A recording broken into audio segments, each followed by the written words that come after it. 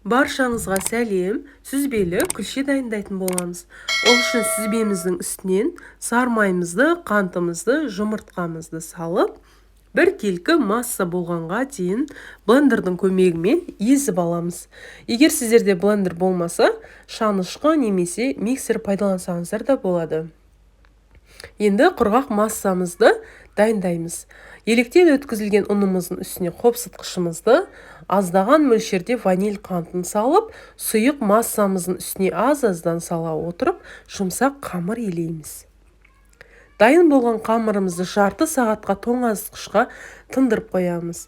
Жарты сағат өткеннен кейін қамырымызды 4 бөлікке бөліп, әр қайсысын оқтаумен жайып шығамыз. Өздеріңізге жаюға ыңғайлы болу үшін ұн сепсеңіздер де болады.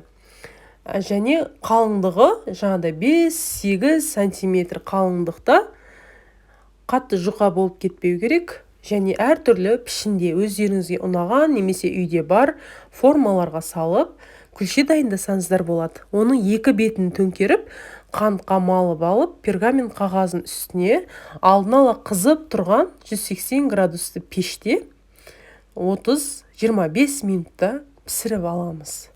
Ас болсын. Видеоны соңына дейін қарағандарыңыз үшін рахмет. Алда болатын көптеген видеоларды жіберіп алмас үшін менің каналыма тіркеліп, лайк басып, және қоңыраушаны басып қоюды ұмытпаңыздар. Рахмет.